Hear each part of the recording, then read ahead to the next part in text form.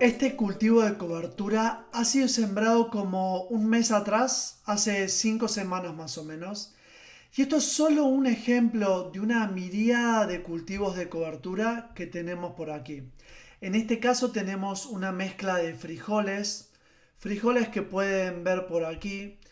Y después tenemos guisantes, tenemos besa, de hecho tenemos dos tipos de besa. Y luego tenemos avena. Y este cultivo de cobertura que tenemos lo hemos seleccionado porque puede ayudar con la fijación de nitrógeno. Tenemos tres legumbres aquí, tres especies de leguminosas aquí. Y luego tenemos una hierba que puede ayudar con el manejo de malezas. Y la adición de la hierba nos asegura de que podemos conseguir un mejor tipo de cobertura del suelo aquí. Y también la avena tiene efectos idiopáticos que pueden suprimir ciertas malas hierbas. Antes de profundizar más en los detalles de este cultivo de cobertura, quería hablar sobre por qué elegirías una planta específica para hacer un cultivo de cobertura. Entonces, todo depende del propósito, lo que quiera que su cultivo de cobertura haga por usted como agricultor orgánico.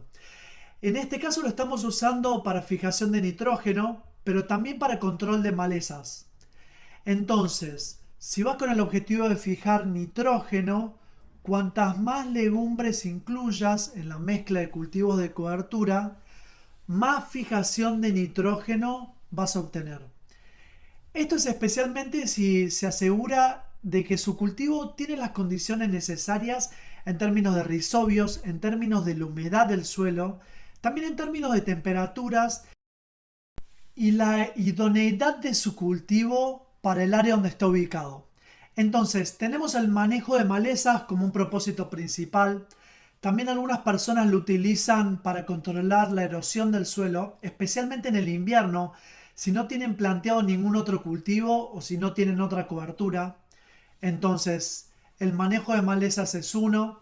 Y luego tenemos fijación de nitrógeno, la protección de la erosión es otro propósito. Y luego también tenemos otras cosas, como mejorar la estructura del suelo, especialmente si usamos coberturas de hierbas que tienen sistemas de raíces fibrosas, por lo cual resultan en mejores agregados del suelo y mejor infiltración de agua en el suelo y así sucesivamente. Y luego algunos cultivos de cobertura también pueden ayudar con la compactación, como aliviando algo de compactación, especialmente con cultivos con un sistema de raíces. Cosas como en la costa este y en el noreste usan el daikon o rábano japonés. Y luego las legumbres en general también pueden ayudar con esto. El trigo sarraceno es otro ejemplo que ayuda un poco rompiendo las superficies duras en el suelo. Entonces, hay un montón de diferentes propósitos para los cultivos de cobertura. En nuestra situación aquí estamos tratando de obtener la máxima cobertura del suelo, por lo que utilizamos el cultivo de cobertura para conseguir nitrógeno. Aquí tenemos 85% de legumbres en esta mezcla de cultivo de cobertura y 15% de avena. Y la avena nos va a dar un efecto idiopático, mientras que las legumbres nos darán algo de nitrógeno.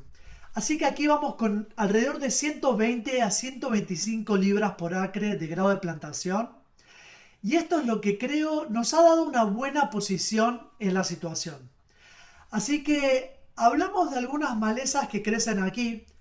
Esto sucede porque tenemos un banco de semillas de malezas muy cargados aquí en el suelo. Así que algunas hierbas como la malva aquí mismo, que está creciendo en esta mezcla de cultivos de cobertura, tiene un sistema de raíz pivotante y es realmente difícil de controlar en sistemas orgánicos. Entonces, lo que tratamos de hacer aquí es ir con un par de tres riegos, pero volvemos porque tenemos un banco de semillas de malezas tan cargado aquí.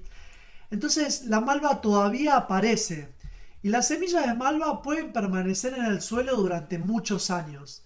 Así que en este caso lo que vamos a estar haciendo es, antes de que este cultivo de cobertura alcance la madurez, y puedo ver en algunos de los frijoles que las flores están viniendo, esto significa que tal vez mi cultivo de cobertura está preparándose para ser cortado o arado en el suelo.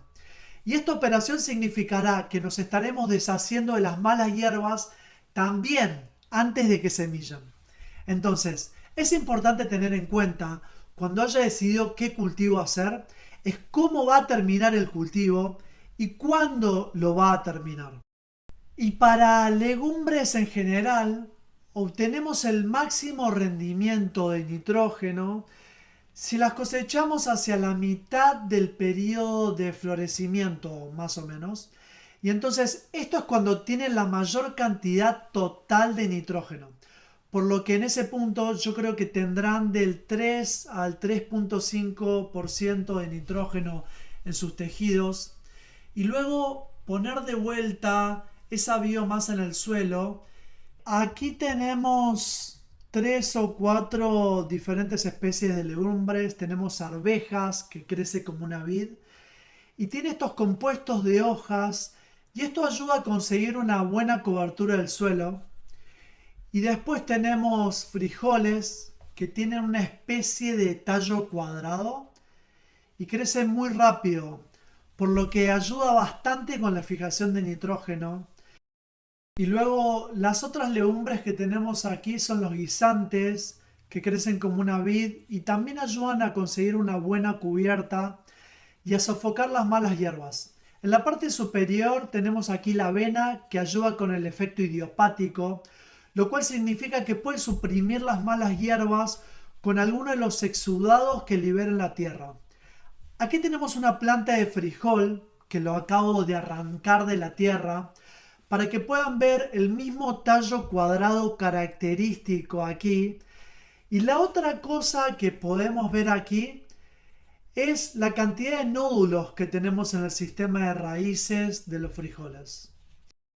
Tenemos muchos nódulos aquí y todavía están creciendo, por lo que no son realmente tan grandes como su tamaño final, pero siguen creciendo, y cuantos más nódulos, mejor fijación de nitrógeno.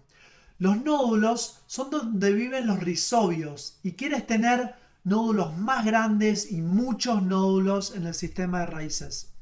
Si no tienes nódulos en las raíces, esto significa que hay algo mal con tu semilla, como que no ha venido con rizobio o tu suelo no tiene los rizobios que se necesitan para inocular el sistema radicular y comenzar a fijar nitrógeno. Por lo general puede obtener la semilla con rizobios, y esto es una aseguranza más barata de que usted puede poner en marcha la fijación de nitrógeno tan pronto como tienes la planta empezando a crecer. Así que la ausencia de rizobios podría ser alguna de las razones por las que no tenemos suficiente fijación de nitrógeno o suficientes nódulos. La otra razón podría ser que las condiciones del suelo no son las adecuadas en cuanto a, por ejemplo, un suelo seco o demasiado húmedo, porque al rizobio le gusta cuando el medio es aeróbico. No les gustan los suelos inundados, por ejemplo. Uno de los inconvenientes con el uso de leguminosas anuales como cobertura es que el precio de la semilla podría ser alto. Y la razón principal de esto, voy a tomar esta planta aquí, la razón principal es básicamente el tamaño de la semilla. Y veremos el tamaño de la semilla real. Así que aquí está la semilla de esta planta ya desarrollada. Pero veremos semillas en la bolsa en un minuto. Y cuando estás comparando esta semilla en el supermercado, y las habas las puedes conseguir en la tienda, ya que es un cultivo que es utilizado para alimentos también, y para piensos y para cultivo de cobertura. Así que hay competencia y hay mucha demanda para este cultivo, y el mercado de alimentos solo aumenta el precio de este tipo de cultivo de cobertura, por lo que las leguminosas anuales son usualmente más caras que pastos y también son más caros que las leguminosas perennes. Pero en esta situación estamos restringidos a leguminosas anuales para nuestros cultivos de cobertura, porque los queremos fuera de nuestro camino en 2 meses más o menos. Así que tenemos que usar leguminosas anuales porque simplemente crecen más rápido que las leguminosas perennes. Así que aquí, para la semilla de esta mezcla que estamos usando aquí, estamos pagando casi $1 por libra, entre 90 centavos a $1 por libra. Así que esto es un poco caro, y esto es principalmente por el costo de los frijoles y los guisantes en la mezcla. Otro beneficio de tener legumbres en el cultivo de cobertura es que atraen insectos beneficiosos. Como podemos ver aquí, tenemos algunas mariquitas atraídos a estos frijoles. Y de hecho, cuando tenemos leguminosas en floración, van a atraer aún más insectos beneficiosos, como las mariquitas. Y las mariquitas se alimentan de pulgones. Así que aquí, esta es una de las estrategias que utilizamos para controlar los pulgones. Se trata de atraer más insectos beneficiosos. Podemos hacer esto con las legumbres en cultivos de cobertura, pero también podemos cultivar plantas específicas que harán eso, como el aliso dulce, cilantro, eneldo. Hay algunas de esas plantas que florecerán durante un largo periodo de tiempo y eso nos ofrecería una fuente alternativa de alimento para las mariquitas, especialmente cuando no se están alimentando de pulgones.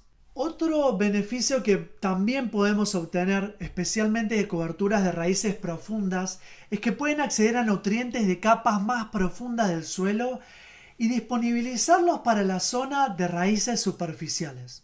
También algunos cultivos de cobertura, como el trigo sarraceno por ejemplo, puede reciclar fósforo y ponerlo a disposición del cultivo siguiente.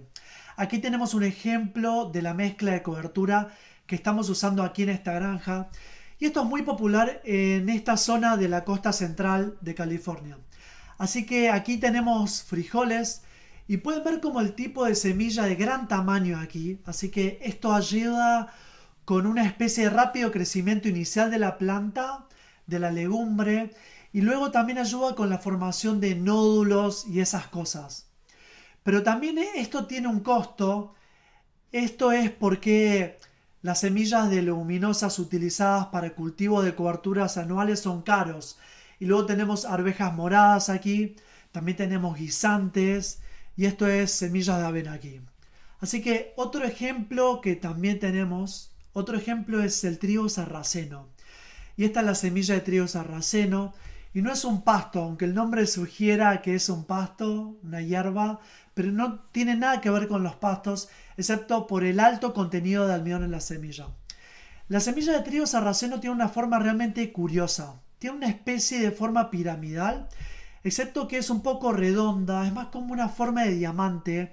Y el trigo sarraceno es una buena cosecha porque también atrae insectos beneficiosos y recicla nutrientes en el suelo y ayuda con esos efectos idiopáticos también, contra las mismas hierbas y realmente no toma tanto tiempo para crecer.